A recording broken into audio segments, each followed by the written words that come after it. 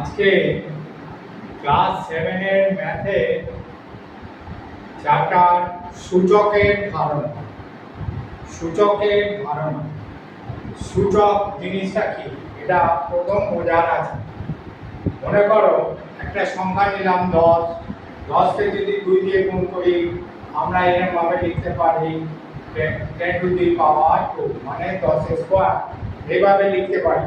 এটাকে বলে 10 এর দ্বিতীয় ঘাত। এটাকে কি বলে? 10 এর দ্বিতীয় ঘাত। এবার যদি 3 কে 10 কে পরপর গুণ করা হয়, 10 মাথায় 3 লেখা হয়, 10 কিউব, 10 এর তৃতীয় ঘাত। এবার যদি 4 কে 10 কে গুণ করা হয় তাহলে হলো 10 মাথায় ঘাত হচ্ছে 4, তাহলে 10 এর চতুর্থ ঘাত। বুঝতে পারা যাচ্ছে? এইভাবে 5টা 6টা ইত্যাদি যতগুলো যা এইভাবে ঘাতের আকারে প্রকাশ করা যাচ্ছে। একই না? ঠিক আছে। এবার এখানে কি করা হলো না, এই যে 10, এই 10 সংখ্যাগুলো, এই 10 কে বলা হচ্ছে নিধান। এই 10 কে কি বলে? নিধান বা বেস। এবং 10 এর ডান পাশে উপরে লেখা সংখ্যা হলো, 10 এর ডান পাশে উপরে লেখা সংখ্যা যেমন 2, 3, 4 ইত্যাদি, এই সংখ্যাগুলোকে বলা হচ্ছে সূচক।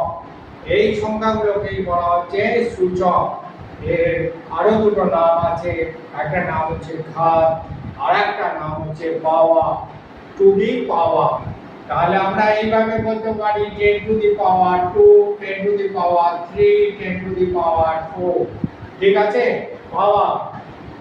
এবার প্রশ্ন, একের দাগের প্রশ্নটা দেখে নাও। 10 ছাড়া অন্য সংখ্যার ঘাতে প্রকাশ করো। 10 ছাড়া অন্য সংখ্যার ঘাতে প্রকাশ করো। যেমন হচ্ছে মনে করো একটা উদাহরণ 81। 81 কে আমরা প্রথম উৎপাদক করে নেব। উৎপাদক করে নিলে আমরা পাচ্ছি 3 × 3 × 3 × 3। 3 3 9, 3 9 27, 3 27 81। তাহলে হলো কটা 3 আছে? 1 2 3 4, চারটে 3 আছে। তাহলে এখানে নিধান হচ্ছে 3 আর ঘাত হচ্ছে 4। ঘাত কত? 4।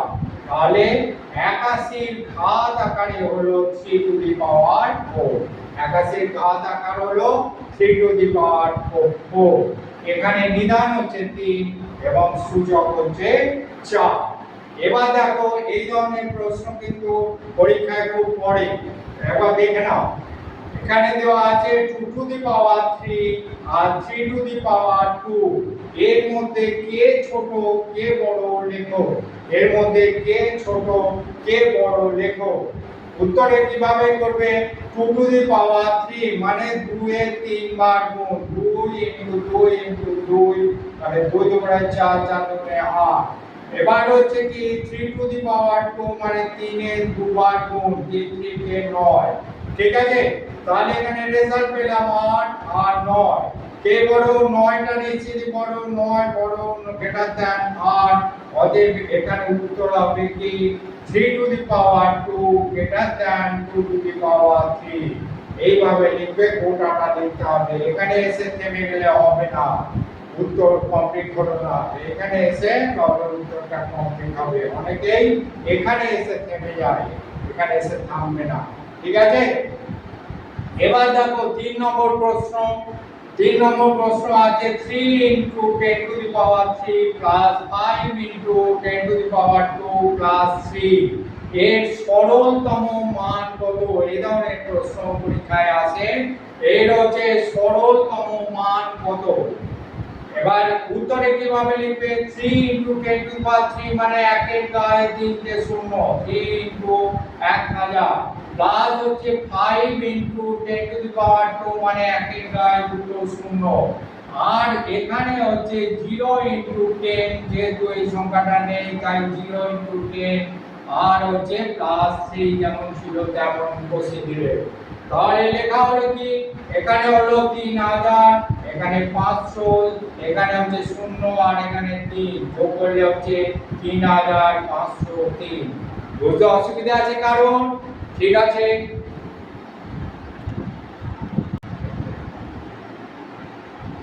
এবার বলছি যে সূচকের সূত্রাবলী, ফান্ডামেন্টাল সূচক রুলস। এখানে দেখো a এবং b যে কোনো দুটি পূর্ণ সংখ্যা, a b দুটি পূর্ণ সংখ্যা এবং m ও n ধনাত্মক পূর্ণ সংখ্যা হলে, m ও n ধনাত্মক পূর্ণ সংখ্যা হলে আমরা কি কি রুলস গুলো পাচ্ছি একটু দেখে নিই। এই রুলস গুলো তোমাদের মনে রাখতে হবে সূচকের অঙ্ক করতে গেলে। এক নম্বর রুল, মাল্টিপ্লিকেশন রুল। কিরকম ভাবে হবে দেখো, a to the power m into a to the power n সমান হচ্ছে, যদি গুণিত আকারে থাকে তাহলে গুণিত আকারে থাকলে a to the power m plus n, এটাকে বলা হচ্ছে মাল্টিপ্লিকেশন রুল। এটার উদাহরণটা একটু দেখে নাও কিভাবে হচ্ছে উদাহরণ। সেটা হচ্ছে 2 to the power 3 into 2 to the power 4।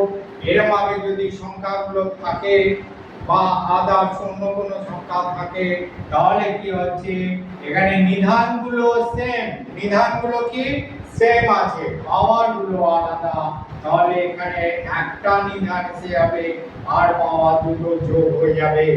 তাহলে এখানে হলো 2 টু দি পাওয়ার 3 প্লাস 4 সমান হচ্ছে 2 টু দি পাওয়ার 7 সমান 128। বুঝতে অসুবিধা আছে কারণ? পরের rule, power of a power rule, power of a power rule এর হচ্ছে a to the power m whole to the power n যদি থাকে তাহলে এটা হবে a to the power m into n, এটা হবে a to the power m into n। যেমন উদাহরণে দেখা যাচ্ছে দেখো 2 to the power 2 whole to the power 3, 2 to the power 2 whole to the power 3 সমান হলো 2 to the power 2 into 3, 2 into 3 সমান হলো 2 টু দি পাওয়ার 6 সমান হলো 64, সমান হচ্ছে 64। এটা গেল 2 নম্বর rule.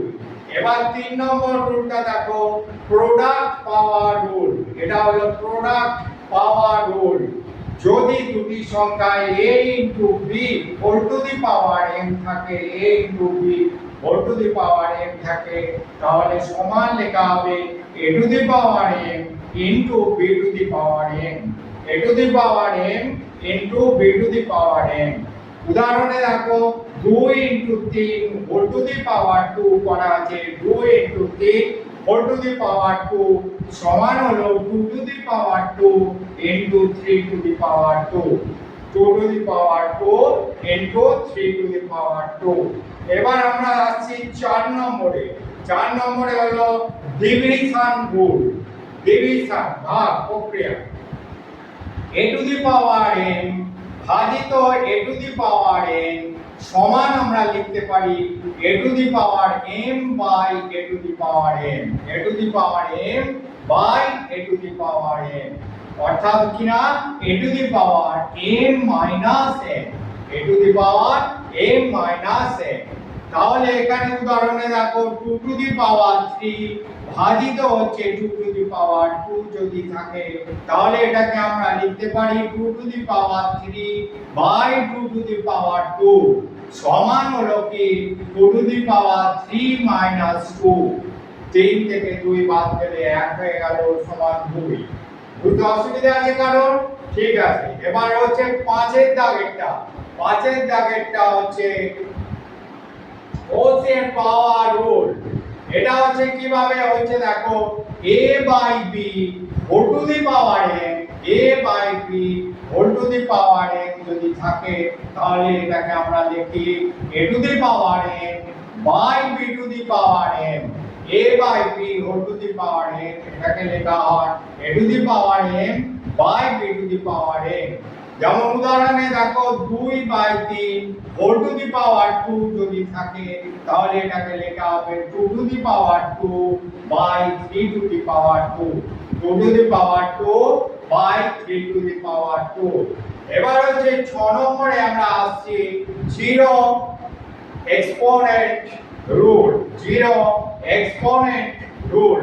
a to the power 0 সমান 1, something to the power 0 is equal to 1, এর মান যাই হোক না কেন, 0 ছাড়া যাই হোক না কেন, তাহলে সমান 1 হবে। a not equal to 0 হতে হবে। ঠিক আছে? এরপরে 7 নম্বর রুল, negative exponent rule. Negative exponent rule এটা হচ্ছে কি না, a to the power minus m যদি থাকে, a to the power minus m সমান হচ্ছে 1 by a to the power m সমান হচ্ছে 2 টু, একটা एग्जांपल দেখো, 2 to the power minus 3 is equal to 1 by 2 to the power 3। বুঝতে অসুবিধা আছে কারণ? মোটামুটি ক্লাস 7 এ এই 7টা রুল ফলো করা হয়। এরপরেও সূচকের আরো নিয়ম আছে, সেগুলো তোমরা 9 এ গিয়ে শিখবে। ঠিক আছে? আপাতত এগুলোই শিখে রাখো, বাড়িতে এগুলো খুব ভালো করে প্র্যাকটিস করতে হবে, না হলে ভুলে যাবে। এবার দেখো একটা অঙ্ক দেখায়, প্রশ্ন 4 নম্বর প্রশ্ন। এটা অঙ্কটা পড়ে অনেক সময় 3 to the power 3 to the power 3, 3 to the power 3 to the power 3 এবং হচ্ছে 3 to the power 3 whole to the power 3 এর মধ্যে বৃহত্তম সংখ্যা লেখো। এর মধ্যে বৃহত্তম সংখ্যা কোনটি? তাহলে উত্তরে কিভাবে লেখা হবে? 3 to the power 3 to the power 3 সমান হলো 3 to the power 27, 3 to the power 27। আবার দেখো এটা আছে 3 to the power 3 whole to the power 3 সমান হচ্ছে 3 টু দি পাওয়ার 9 সমান হলো 3 টু দি পাওয়ার 9। এটা ফর্মুলাটা বসানো হয়েছে, দেখো এখানে a to the power m into n সমান a to the power mn। এই যে a to the power m into n সমান হচ্ছে a to the power mn। তাহলে এখানে কি লেখা হচ্ছে? এখানে লেখা হচ্ছে যে 3 to the power 27 greater than 3 to the power 9, 3 to the power 27 greater than 3 to the power 9। কারণ কি হলো, এখানে 27টা 9 এর থেকে বড়। অতএব আমরা অ্যানসারে কি লিখব? অ্যানসারে লিখব 3 to the power 3 to the power 3 greater than 3 to the power 3 whole to the power 3। ঠিক আছে?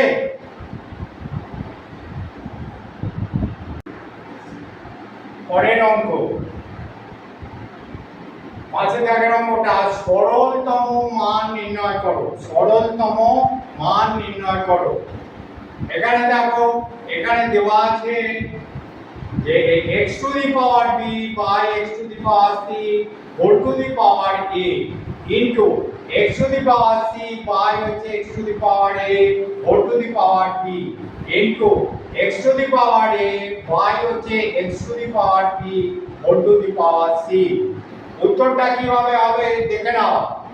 উত্তরটা হচ্ছে x to the power b by x to the power c whole to the power a into x to the power c by x to the power a whole to the power b into x to the power a by x to the power b whole to the power c। যেমন আছে প্রশ্নটা লেখা হয়ে গেল।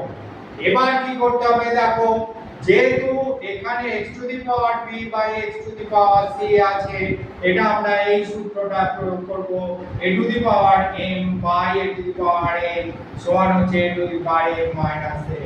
তাহলে পরের স্টেপে হবে x to the power b minus c আর whole to the power a যেমন ছিল তেমন। সেম ভাবে এটাও হবে x to the power c minus a whole to the power b। Same ভাবে এটাও হবে x to the power a x to the power a minus b whole to the power c। এই সূত্রটা প্রয়োগ করে এর পরের লাইনে দেখো, এই সূত্রটা প্রয়োগ করে a to the power m into n সমান আমরা জানি a to the power mn। তাহলে a to the x to the power b minus c কে দিয়ে একবার গুণ করা হলো, b কে গুণ করলে ab মাইনাস ac। ঠিক আছে? ঠিক সেম ভাবে x টু দি পাওয়ার এটা হলো bc মাইনাস ab, এটাও হলো x to the power ac minus bc। ঠিক আছে? এরপরে আমরা দেখছি যে নিধানগুলো সব এক, পাওয়ারগুলো আলাদা। তাহলে এখানে আমরা সূত্র জানি a to the power m into a to the power n into a to the power p। এরকম যদি আরো থাকে সেগুলো কি হবে a to the power m plus n plus p এভাবে হয়ে যাবে। তাহলে আমরা লিখে দিলাম x to the power ab minus ac plus bc minus ab plus ac minus bc। তাহলে এগুলো কেটে যাবে, bc bc কেটে গেল, ac ac কেটে গেল, ab ab কেটে গেল। তাহলে x to the power 0 সমান হলো 1। ওকে, আরেকটা অঙ্ক দেখে নাও, সূচকের ধারণা। সরল করো এবং সূচক আকারে প্রকাশ করো। তোমাদের বইয়ে আছে, দেখে নেবে। সূচকে সরল করো এবং সূচক আকারে প্রকাশ করো। 2 to the power 3 into 3 to the power 5 into 16 3 into 32। ঠিক আছে, 32। এবার উত্তরটা কিভাবে লেখা আছে দেখো, 2 to the power 3 into 3 to the power 5, এই 16টা হলো কত, 2 to the power 4। 16টা হলো 2 to the power 4। আর এখানে 32টা হলো কত, 3 into 2 to the power 5। 32 হচ্ছে 2 to the power 5। ঠিক আছে, এবার এটাকে কি করা হলো, এটা সমান হচ্ছে 2 to the power 3 into 2 to the power 4। এটাকে দাগায় নিয়ে চলে আসা হলো, আর 3 to the power 5 টাকে সাইডে নিয়ে আসা হলো। হ্যাঁ, এবার কি হলো, তলাটা আসছে 2 to the power 5 এই 2 to the power 5 এর তলায় 2 to the power 3 তলায় 2 to the power 5 টাকে লেখা হলো into 3 যেমন ছিল লেখা হলো। সমান হলো কি, এখানে দেওয়া আছে দেখো একটা ফর্মুলা অনুযায়ী a to the power m into a to the power n সমান a to the power n plus n। তাহলে এখানে আসছে আপাতত 2 to the power 3 into 2 to the power 4। এই দুটো যোগ করে হলো 2 to the power 7। বুঝতে অসুবিধা আছে কারণ? ঠিক আছে, 2 to the power 7 এলো। এবার কি 3 to the power 5 যেমন ছিল লেখা হয়ে গেল, আর এখানে 2 to the power 5 into 3 লেখা হলো। এবার কি হলো, 2 to the power 7 by 2 to the power 2 to the power 5। তাহলে এটা সূত্রটা কি ছিল, a to the power n by a to the power n সমান a to the power n minus n। তাহলে এখানে হলো 7 minus 2 7 minus 5 মানে 2 to the power 7 minus 5 সমান 2 to the power 2। বুঝতে অসুবিধা থাকা কারণ এইটুকু অংশ। এবার এইটুকু অংশ আসছে কি 3 to the power 5 by 3 সমান হচ্ছে 3 to the power 5 minus 3। এই সূত্র ধরে এটা এলো। এবার আমরা পেলাম কি 2 to the power 2 into 3 to the power 4। 3 to the power 4 মানে হচ্ছে 81। 81 কে আমরা 9 to the power 2 এইভাবে লিখতে পারি। এবার সূত্রটা কি আসছে, a to the power m into b to the power m সমান হচ্ছে ab whole to the power n। ab whole to the power n। তাহলে এখানে হলো কি 2 into 9 whole to the power 2। এই সূত্র অনুযায়ী এখানে হলো 2 into 9 whole to the power 2 সমান হলো কি 18 স্কয়ার বা 18 to the power 2। এটা হলো অ্যানসার। বুঝতে অসুবিধা আছে কারণ? আজ এই পর্যন্তই, এরপরে এপিসোডে আবার দেখা হবে। ঠিক আছে।